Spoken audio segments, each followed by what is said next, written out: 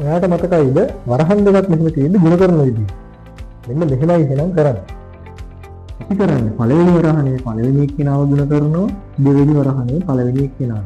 ආයේ පළවෙනි එක්කෙනාව ගුණ කරනවා දෙවෙනි එකෙන්. ආයේ පළවෙනි වරහනේ දෙවෙනි එක්කෙනාව ගුණ කරනවා.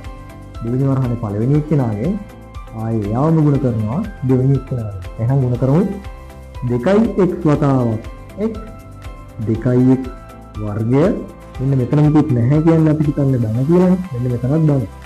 එහෙනම් ධනයි ධනයි ගුණ වුණාම ධන පළවෙනි එක නිසා දාන්න ඕනේ නැහැ. හරි එහෙනම් පළවෙනි එක හරි. ඔන්න දෙවෙනි එකට 2x වතාවක් 4. දෙවරක් 4 8යි 8යි x. එතකොට ධනයි ධනයි ගුණ වෙලා ධන කියලා මෙන්න මෙතනට එනවා. දෙවෙනි එකට යනවා.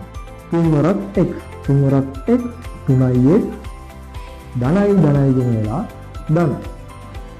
3 වරක් 4 12යි ධනයි ධනයි ගුණ වෙලා ධන.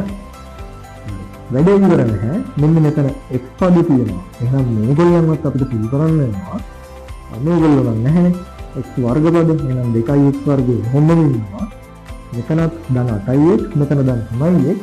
එහෙනම් 8යි 3යි එකතු වෙනවා. 8යි 3යි 11යි x කියලා මෙන්න මෙතනට එනවා. ධන 12 වෙන ඉලක්කම් නැහැ. එහෙනම් මෙන්න මෙතනට එනකන් එන්න එනවා. මේ වගේ තව ගණන් ටිකක් හදන විදිහක් ඔයාලට දැනගන්න ඕන නම් මෙන්න මේ නම්බරයට WhatsApp message එකක් හරි එහෙම නැත්නම් call එකක් හරි දීලා අපේ පන්ති ගැන දැනගන්න. ඒක දිහා